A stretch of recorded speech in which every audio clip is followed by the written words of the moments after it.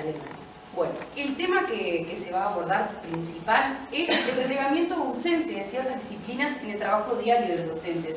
Esto también tiene un poco de relación con el trabajo de Lucía, que ella expresa de que la expresión musical también es una de las disciplinas que está relegada, así como la gramática, la lengua, como la expresión visual y plástica, y en mi caso me quise enfocar a la geometría. Por eso es que voy a hacer énfasis en esas situaciones de la enseñanza de la geometría hoy, en la actualidad. Y otra cosa que también es interesante es esos obstáculos que se dan en la enseñanza, ¿verdad? Y aprendizaje, donde hay una relación entre el saber, el docente y el alumno.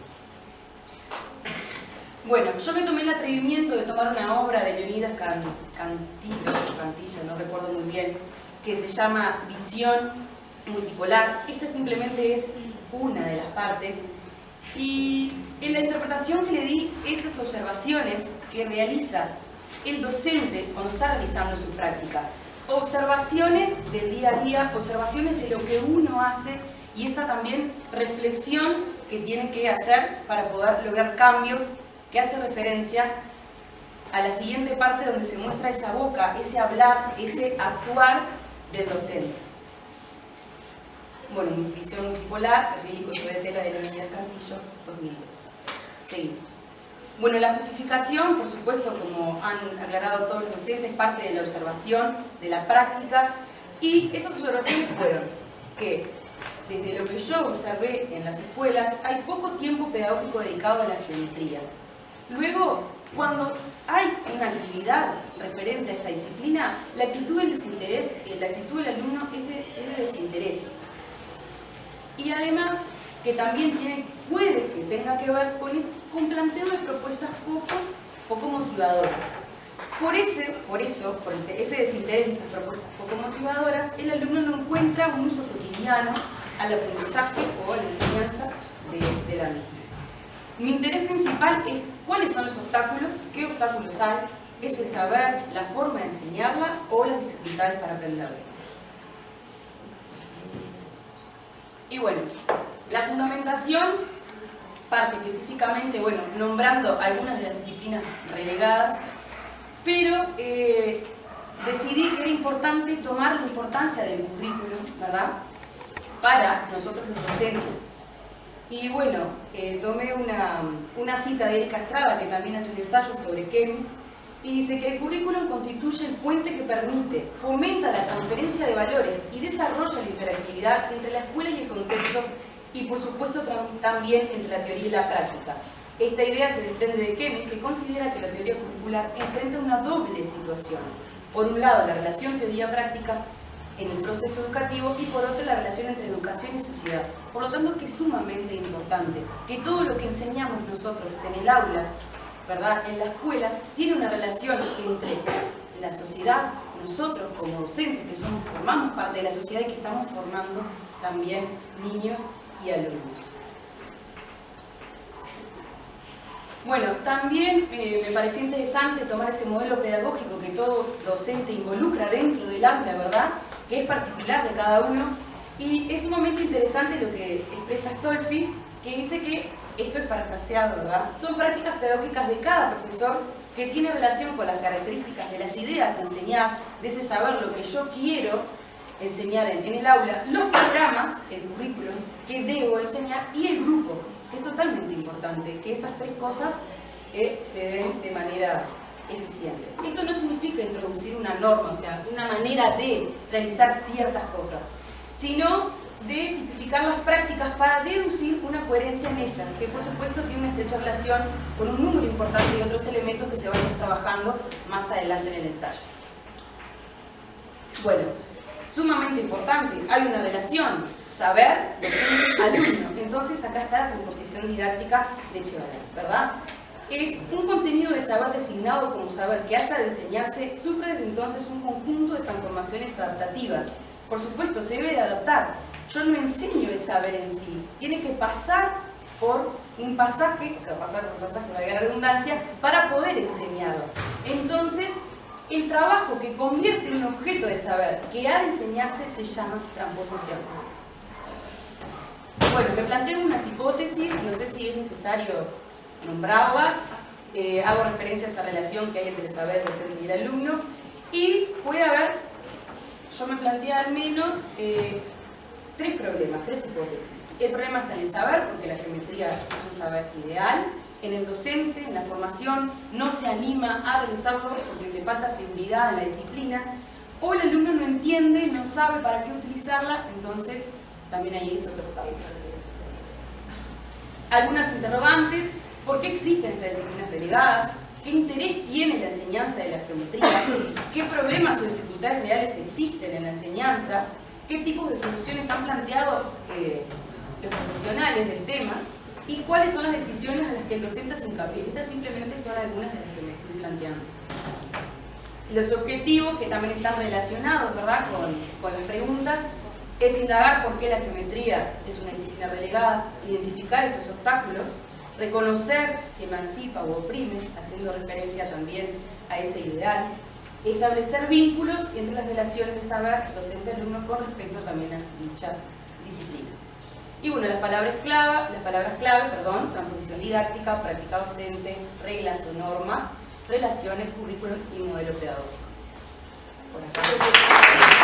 Voy a decir una cosa sobre las preguntas, como hoy bien, tengan cuidado con las preguntas que se responden sí o no.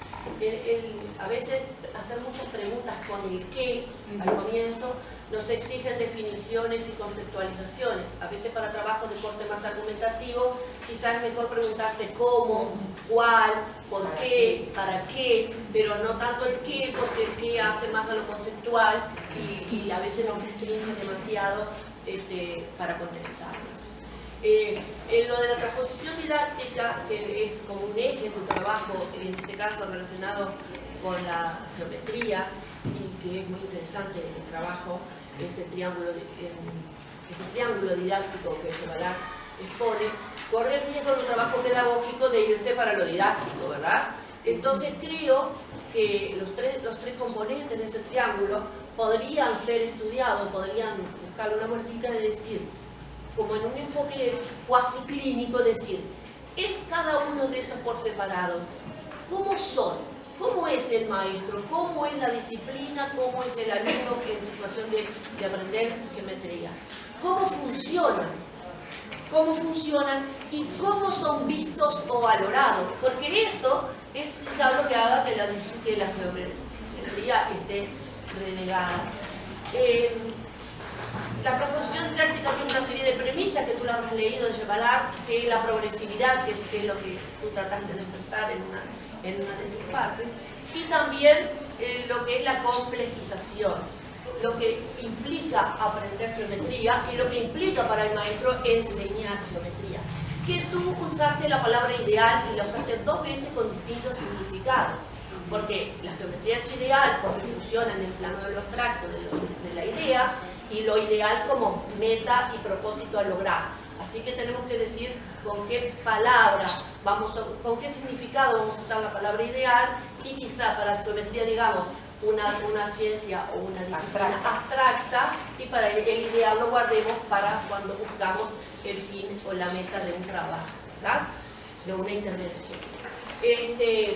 A mí me parece que la geometría, en el abordaje de los aprenderes y de los saberes, hay como planos concéntricos que te permitirían un abordaje también pedagógico, que es decir, niño, maestro, currículo, o clase, escuela, currículo, y sería otra mirada para no irte a lo didáctico. Te estoy resguardando del riesgo de irte a lo didáctico.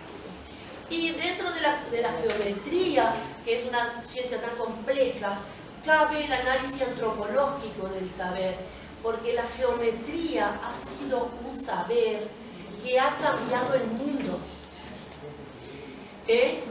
Dame un punto, ¿verdad? Como aquel principio de Arquímedes, la forma, el tamaño, todo eso que nosotros incluimos en la geometría han sido constructores del devenir de la vida humana. O sea, que cuando nosotros queremos valorar a la geometría y darle un lugar dentro del currículo o responder preguntas de por qué sigue existiendo la geometría, si es tan difícil, si parece que no tiene nada que ver con la vida cotidiana, etcétera, etcétera, creo que el enfoque antropológico del saber y en el sentido de que el saber surge siempre de una pregunta. Y la geometría seguramente surgió de las preguntas que el ser humano se fue haciendo a lo largo de su evolución y ha permitido creaciones humanas. Si no, cuando nosotros vamos a un lugar, todo lo que implica la geometría generalmente nos desborda. Pensemos en la arquitectura, pensemos en las viejas cavernas, pensemos en la rueda, pensemos en muchos elementos que cambiaron la vida humana y que responden a preguntas que tienen que ver con la geometría. También el saber geométrico lo tenemos que ver como texto, como algo que se va construyendo a lo largo de la vida del alumno y de la vida de la evolución histórica en general. Entonces allí Yevalar también hace ese enfoque histórico de la construcción del saber como un texto, y es un texto ordenado, secuenciado y con cierta lógica. Y el otro aspecto de la geometría, que es muy interesante porque es abstracta, es la despersonalización, separarla del humano y verlo como una entidad abstracta, compleja y matemática, pero sin dejarla de anclarlo en lo que es la vida del aula y la vida de los niños y de los maestros. También tú haces referencias al currículo, y entonces ahí decimos, ¿por qué sigue estando la geometría dentro de la matemática y con ese lugar? Bueno, algunas explicaciones están. Está Cailliot, que Cailliot lo refiere Yevalar, que es un autor bien interesado, que dice si es posible o no es posible la transposición didáctica y más para la geometría. Hoy tenemos también en la evolución las nuevas tecnologías. No voy a entrar en ese espacio porque después acá tenemos el especialista. ¿Y qué lugar tiene la disciplina, la geometría, y hacer el mundo inteligible? Me gusta Astolfi. Astolfi, si bien es del campo de la didáctica, tiene mucho enfoque pedagógico, y además lo puedes atar, por ejemplo, con Méliès, que Méliès es más pedagógico y también te puede dar algunas respuestas. Porque creo que ahí, en el punto de vista de Astolfi y de Méliès, está la emancipación que permite la geometría. Tú dijiste si emancipa o oprime la geometría. Yo digo que cualquier elemento te emancipa o te oprime. La lengua, la matemática, la geografía, la filosofía, la religión, ¿te emancipa o te oprime? Cuando es una y cuando es otra, es lo interesante de la geometría. Cuando la geometría te sirve para calcular, para hacer segmentos, llenar un cuaderno de segmentos, o si no se ve de qué valor tiene que una unidad longitudinal tenga un punto de inicio y un punto de final. Creo que ahí está la diferencia entre lo que te hace libre o libre. Por lo tanto, se podría usarlo con la axiología, es decir, qué valor tendría para ese elemento de liberación. Y tú también dijiste establecer vínculos por allí de la geometría. Y yo digo, ¿qué vínculos? A los vínculos, y ahí tomo lo que dijo la profesora, hay que reconocer algo, hay que explicitarlo y demás. El concepto de relegada lo vas a tener que definir a lo largo del ensayo, porque es un concepto que tú tomaste, lo inventaste, y es valioso que lo hayas inventado, pero lo vas a tener que decir que es el dentro de tu trabajo. En los fundamentos del programa tenés autores que te refieren a eso de emancipatorio y de crear conceptos. Y después en las preguntas tenés muchas cuestiones, materiales técnicos. ¿Qué es? ¿Es una nueva subclase que tú tienes dentro de los materiales? ¿De los materiales técnicos como herramientas? Sí. Dentro del aula, si podrían ser una manera... ¿A los tecnológicos? Sí, a los todos son tecnológicos. El lápiz, la tiza, el palito que hace la rayita en el pasto es tecnológico. Así que esa expresión también mirarla. En una de las preguntas dice, ¿a quién se le da importancia? Y yo pregunto, ¿quiénes lee ahí? ¿Es el plan Ceibal o la geometría? Porque lo que hablas antes es el plan Ceibal. Y más sí, al plan. ¿al plan es? Sí, el plan. Bueno. Yevalar, que son la despersonalización y la progresividad, etc., la podés llevar al ámbito pedagógico, sacarla de lo didáctico y pasarlo para el pedagógico.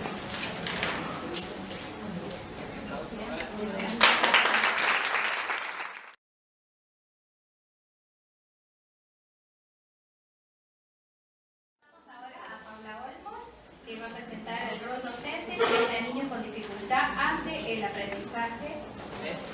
¿Sí? El comentarista va a ser Maximiliano Figueroa y el tutor es el Rodríguez. Buenas tardes a todos. Ya Marianela presentó el título del ensayo que estamos creando. Es el rol docente frente a niños con dificultad del aprendizaje, y vamos a pasar a la diapositiva. Primero quiero aclarar que el ensayo aborda, por un lado, el trabajo con niños que presentan dificultades antes del aprendizaje, posibilidades que se le abren al docente frente a estas situaciones y la sensación de fracaso evidenciada por algunos niños que viven estas situaciones. Pasamos.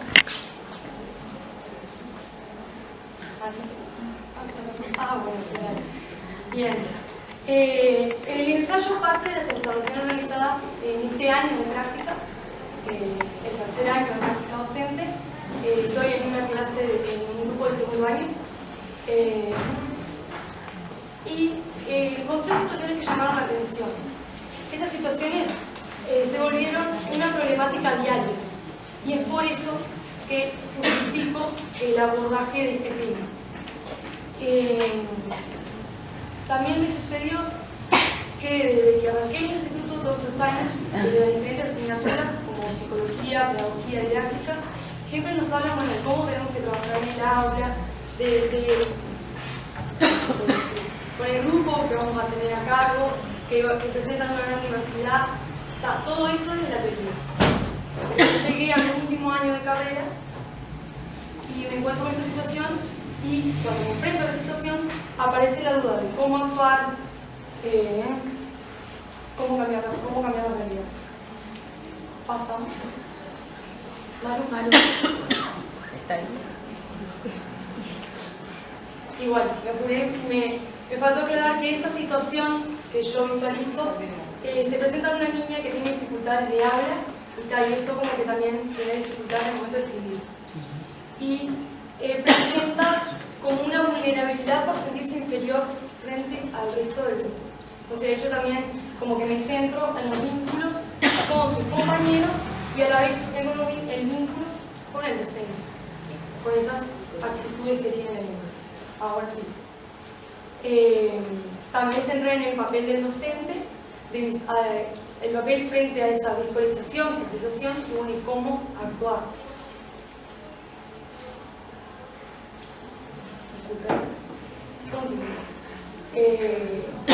El trabajo se aborda desde las áreas de psicología y pedagogía y me centro en autores como Foucault, Méliès, Freire y Rebollo.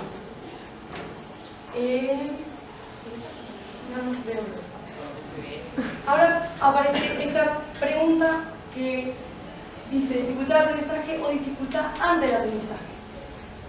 Lo último nos lleva al título de mi ensayo y bueno, esto parte de la situación vivida y cómo la institución toma esa situación, cómo se enfrenta la institución a esta situación y a esta vivencia de esta niña. ¿Sí? También esto lo relaciono con lo que expresa Rebollo y la clasificación que hace de dificultad de aprendizaje. Para ella, la dificultad de aprendizaje se divide en dos tipos: por un lado las específicas, que son las primarias, y las inespecíficas, que son las secundarias. La autora expresa que las primarias serían las verdaderas dificultades de aprendizaje porque parten de una disfunción neurológica. Pero la escuela, la institución, en este caso, como que no toma las dificultades desde esa clasificación, sino que lo lleva más a la dificultad secundaria, que esto viene como consecuencia del entorno, que ahí también la niña se ve vulnerable por el ámbito familiar en el que vive, los vínculos, lo que ya expresé de sentirse inferior al resto del grupo, y también los vínculos con el docente. Por eso es que la elección del título, que ha venido cambiando, como que en este momento está en la dificultad ante el aprendizaje y no como algo de la persona, sino la dificultad de aprendizaje. ¿Cómo continuamos? Los propósitos del ensayo, por un lado, es indagar sobre las posibilidades del docente de actuar frente a la frustración y el fracaso, que es algo que se visualiza en la niña, proponer alternativas de acción que puedan tener en cuenta no solo el aula, sino el contexto cultural y material de situaciones pedagógicas escogidas. Seguimos mal. Y las preguntas que me he planteado son: ¿de qué manera puede intervenir el docente para disminuir o mejorar la sensación de fracaso? Y si lo puede hacer.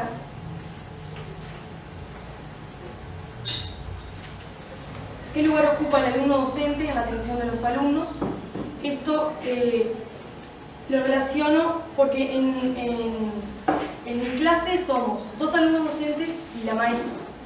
Entonces yo pienso, esta situación, si las alumnas docentes no estarían, si la niña estuviera en una clase con la maestra, ¿qué lugar? Ahí está, me voy como al lugar del maestro, solo el maestro de aula, o en este caso el lugar que ocupa el docente, porque yo tuve la posibilidad de tener un mano a mano y una atención personalizada, ¿sí? Una atención personalizada con la niña, y por eso también me pregunto si se requiere de un especialista o de una atención personalizada que pueda hacer cambiar, o bueno, si se puede cambiar o cómo puede intervenir desde el rol docente. ¿Y qué posibilidad tiene el docente de ayudar al alumno que se siente frustrado sin desatender al resto del grupo? Y las palabras claves son aprendizaje, dificultad, fracaso y dificultad ante el aprendizaje, que eso como que lo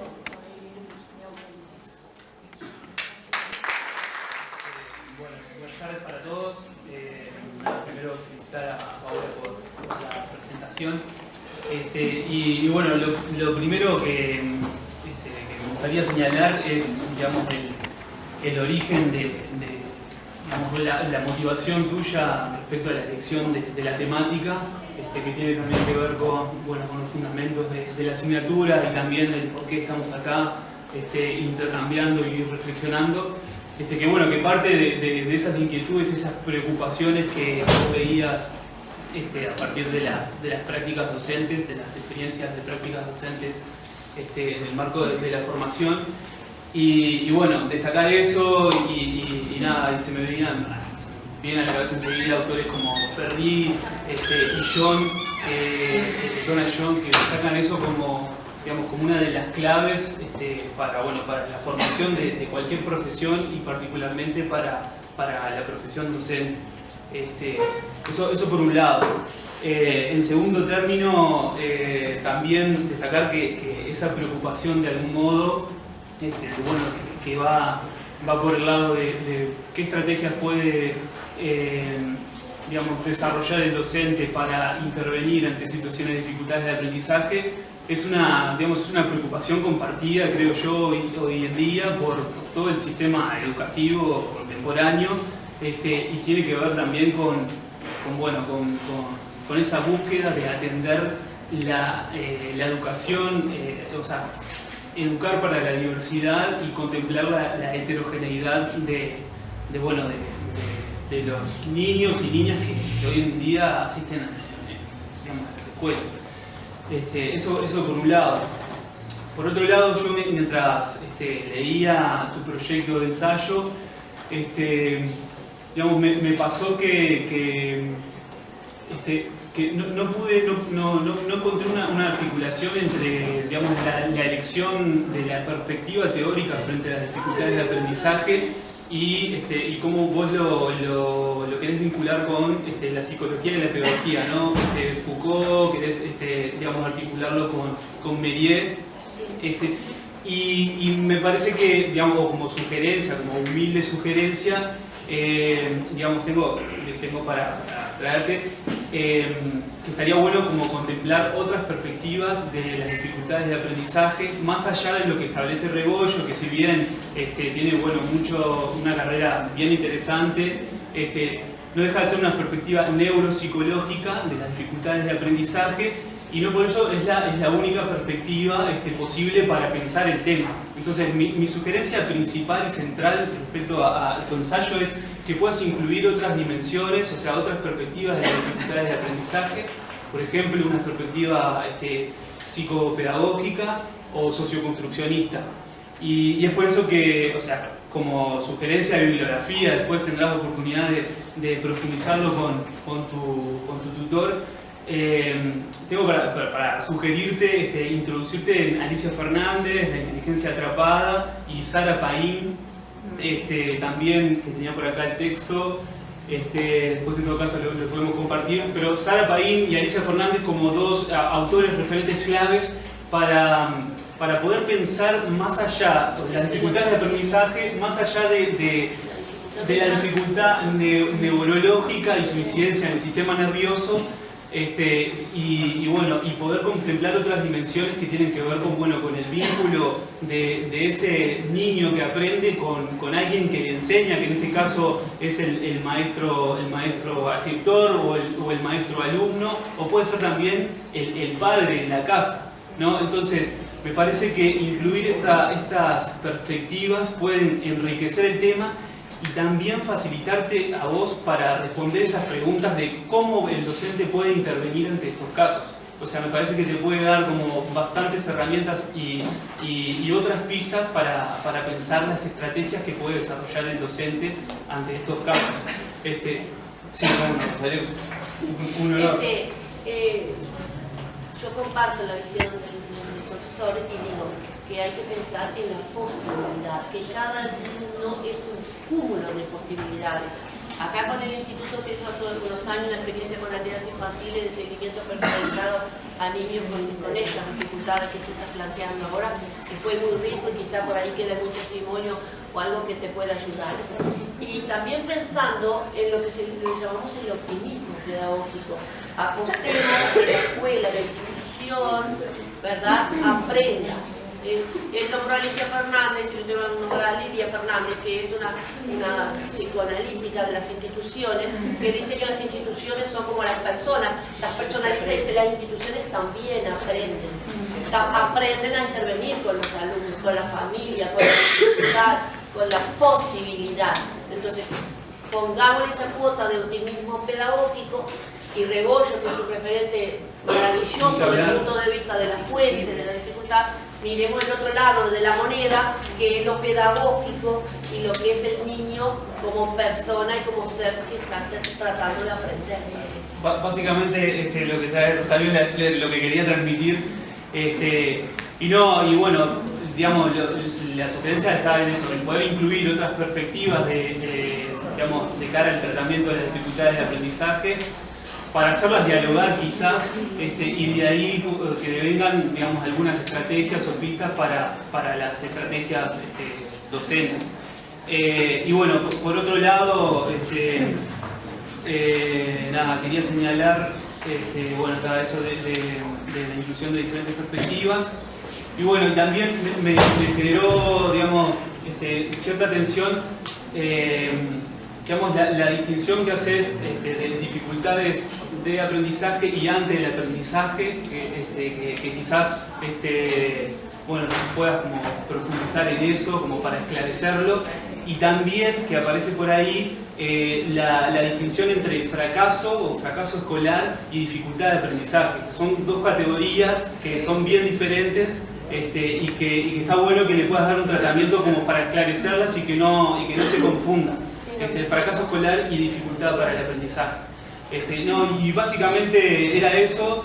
Me parece que si bien la perspectiva de Rebollo, yo no soy quien para criticar esa perspectiva, pero me parece que como de algún modo da cuenta o responsabiliza al niño y deja por fuera otras dimensiones del problema que tienen que ver con lo institucional, que tienen que ver con la cultura escolar, con los procesos de enseñanza, y está bueno contemplar para darle tratamiento como, digamos, en este paradigma de la complejidad que hablaba Rosario, darle como ese tratamiento. Pero me parece que está buenísimo el tema. Es muy pertinente, muy actual, para adelante y mucha suerte. Las dificultades ante el aprendizaje, a mí me parece que es como un acierto de centrar eso de la dificultad de aprendizaje como si el aprendizaje fuera solo uno, entonces tiene dificultad para aprender lo que sea. Dificultad ante el aprendizaje parece que ante la situación concreta de un aprendizaje concreto puede tener dificultades. Entonces me parece que la expresión fue un acierto en ese sentido, no sé qué tú decís, creo que fue tu creación, quitar la expresión de dificultad de aprendizaje que parece categórica, que parece es unicorde, tiene dificultad para aprender, punto. No, ante situaciones concretas, los alumnos todos presentamos dificultades concretas. Me parece que es un acierto eso.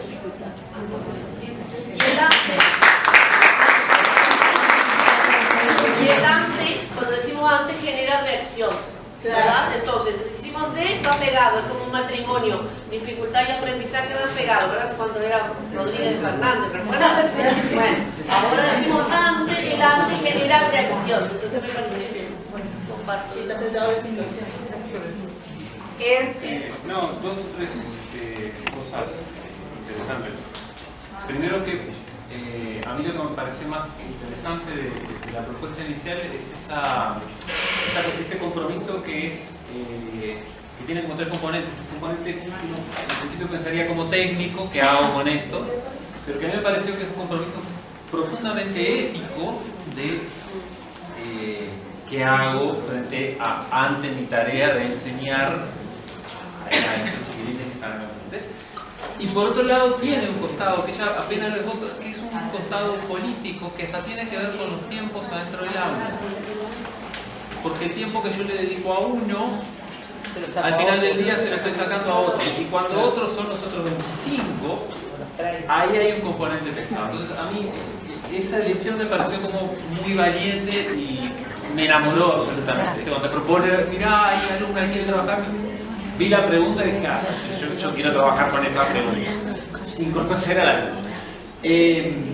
Pero la otra cuestión es justamente, ¿no? la idea, por lo menos la más asequible que había, la idea de Rebollo, justamente ahí, para algo se trae Foucault, justamente para deconstruir toda esa noción, para ver cómo fabricamos ese niño con dificultades de, cómo ese niño con dificultades de, entre otras cosas, justificó la inclusión de la psicología en formación docente hace 90 años, más otras cuestiones. Y en realidad después, frente a la cuestión, o te ibas para el lado de Alicia Fernández, o bueno, pensemos en algún pedagogo. Y Méliès me parecía como uno de esos pedagogos que hace cierto lugar al otro en el sentido de la otredad. Entonces fue como, bueno, pensemos por ahí, más como dialogar por ahí, ¿no? A ver, de manera rústica uno diría uno contra uno, ¿no? Pero algo como, a ver, intentemos deconstruir otro. Y me pareció que la elección de Rebollo además es bien importante porque es un referente nacional, hoy por hoy, pero además un referente nacional, un referente institucional. Vos preguntabas hace 10, 15 años, ¿dónde estudio? Ibas a estudiar con ellos. No había muchas más chances. Entonces, me parece que esa posibilidad de diálogo, ahora sí sacándole de uno contra otro, está como interesante.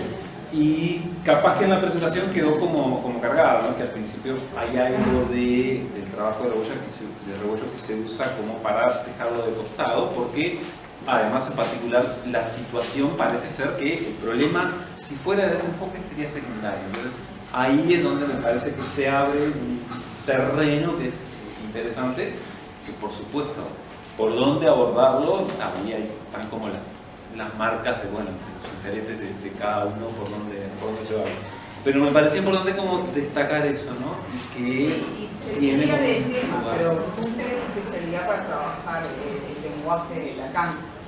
Y hay un temazo ahí, pero con algún cuidado sí se podría entender de que hay algo del lenguaje. Y ella lo nombró también, ¿no? Hay algo que tiene que ver con el lenguaje y bueno, que es valioso, ¿no? El tema de que hablamos, pronunciar el mundo, ¿no? Entonces, hay cosas muy ricas para trabajar ahí, pero bueno, siempre, como decimos, la tensión entre la tijera y el balde de aportes, hay que decidir si vamos a abrir toda el retazo. Bueno, y la autoría parece importante y está en la relación con el tutor, que después Jaime nos va a iluminar para el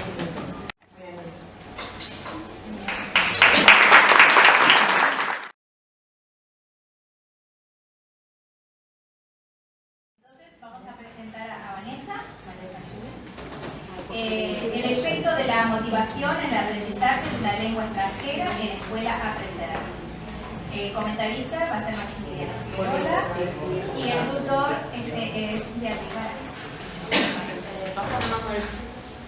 Bien, como dijo Marianela, tengo un título demasiado amplio, pero demasiado concreto también. ahora cuando lo empecemos a elevar se van a dar cuenta, que es el efecto de la motivación en el aprendizaje de una lengua extranjera en escuelas aprender. Bien, como para introducir el tema, yo me enfoqué más en una observación, ¿verdad? Varias instancias de observación que he tenido en actividades en diferentes clases que cuando se imparte se van en inglés, ¿verdad? Que hay muchas escuelas que tienen o un profesor remoto, en este caso es remoto, pero tienen un profesor directo o un profesor que es por videoconferencia, que es llamado también profesor remoto, que es el plan que plantea Ceibal. Bueno, como para introducir un poquito, este proyecto surgió en 2012 con el objetivo de ampliar la enseñanza del inglés como una lengua extranjera en las aulas. Lo que plantea es que ya que hay falta de docentes para implementarlo de forma directa, se implementa este otro proyecto por videoconferencia. La modalidad de trabajo, ya lo hemos venido hablando, es por videoconferencia a través de un profesor remoto que puede estar o no en el país. Hay muchos que se encuentran, por ejemplo, en Argentina o en Filipinas. Bien, seguimos. Bien, como para justificar este tema, lo importante, o sea, lo que hay que destacar es que en estas aulas hay ausencia de motivación y de atención. Yo tengo sexto de clase, entonces los alumnos me dicen, no, yo no entro, yo no quiero entrar, tenemos inglés, que tortura, porque te dicen así. Entonces vos decís, bueno, ¿qué es lo que está pasando acá? ¿Por qué estos niños no quieren aprender algo nuevo? Una lengua extranjera no quieren, ¿qué es lo que van a tener en el liceo, por ejemplo, que está en un paso? ¿Por qué se sienten desmotivados? Y entra en juego también la falta de interés que tienen por aprender, ¿no? Y cabe destacar además que estoy haciendo la práctica en una escuela aprender, que la escuela aprender lo que quiere, o sea, su objetivo es atender las necesidades que tienen los alumnos y tratar de impartir una educación de calidad, que teniendo estas observaciones que hay una falta de motivación en las actividades que se imparten, como que hay un desfasaje entre lo que el objetivo de la escuela con este programa y lo que realmente se está enseñando. Cabe destacar además que no es una crítica al nuevo proyecto, lo que estamos intentando hacer, sino es como a ver qué podemos cambiar para ver cómo podemos utilizar ese recurso que es tan valioso como es lo que son las tecnologías, como es un aparato de videoconferencia, para que realmente pueda ser utilizado con fines educativos y que no sea algo que se implantó, se da y está, hay que hacerlo, sino tratar de cómo podemos sacarle provecho a esa situación. Bien, y para fundamentar este problema,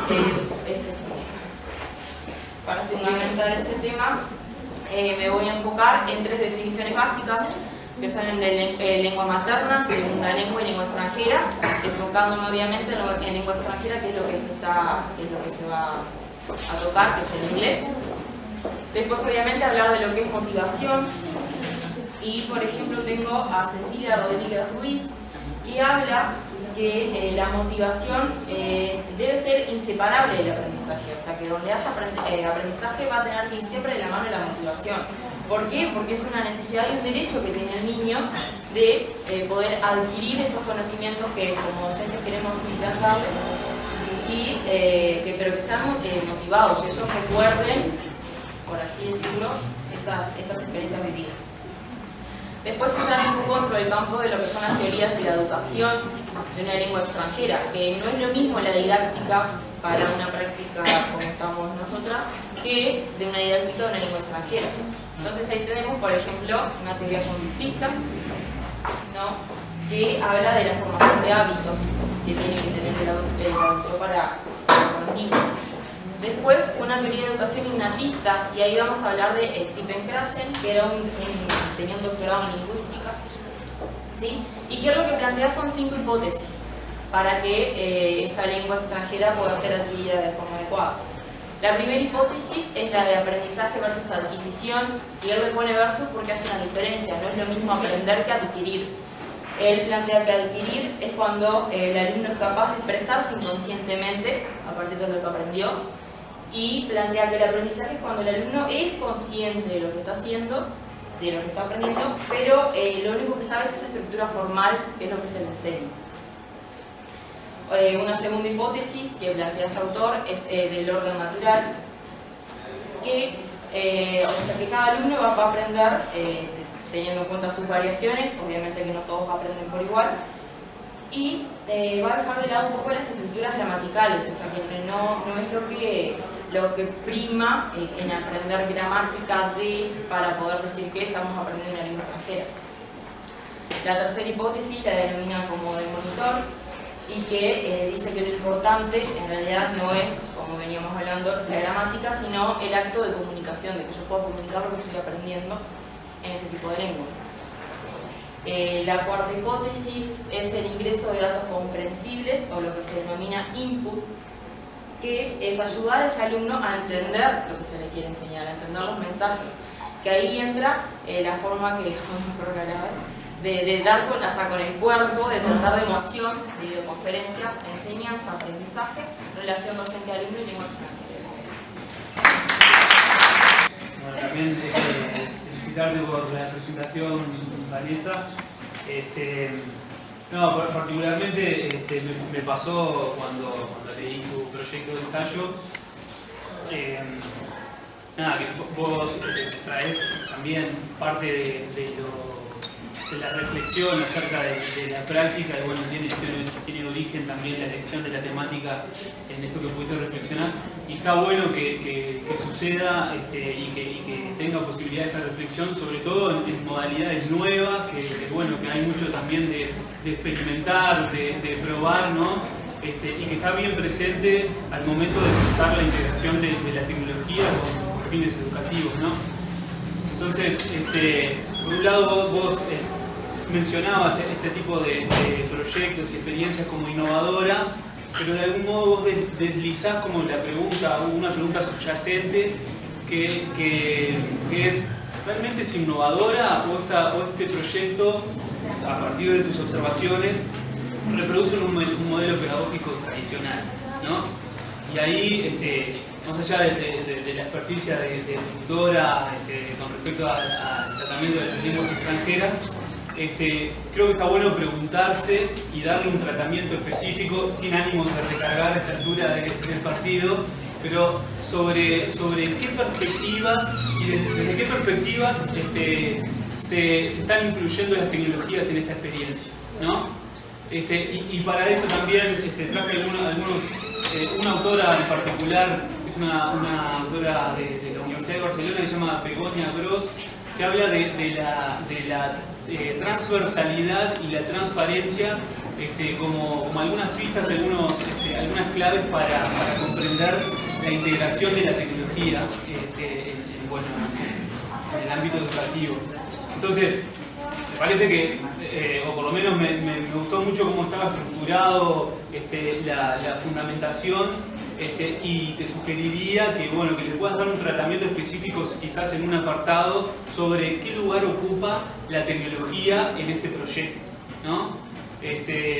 Porque sin lugar a dudas el recurso de videoconferencia, digamos, a diferencia de algún otro recurso tecnológico, permite como mayor fluidez, un mayor intercambio entre el conferencista y la audiencia, pero no deja de ser una audiencia. Y quizás tenga algún punto de contacto también con el trabajo de Paula, que tiene que ver con cómo atender a la diversidad y la heterogeneidad. Cómo hacer adaptaciones curriculares, por ejemplo, en este tipo de proyectos, cuando el profesor remoto está en otro país, habla otra lengua y no conoce a los niños, básicamente. Entonces, ¿cómo hacer posible acompañar individualmente el aprendizaje de la estructura de una lengua, que es algo nuevo para ese niño? Entonces, me parece que está bueno preguntarse acerca de las potencialidades y de las debilidades del recurso de videoconferencia, y poder entenderlo también como un ambiente virtual de aprendizaje, que no es lo mismo que la presencialidad, que tiene sus particularidades, poder profundizar en este proyecto también desde la perspectiva del ambiente virtual de aprendizaje. Y para eso hay una autora argentina que hace poquito estuvo acá, que se llama Carolina Guión, que habla y profundiza sobre los ambientes virtuales de aprendizaje y también puede como ofrecer algunas pistas para digamos, complementar el ensayo, como lo venís estructurando. Después, también una humilde sugerencia en cuanto a la justificación del proyecto.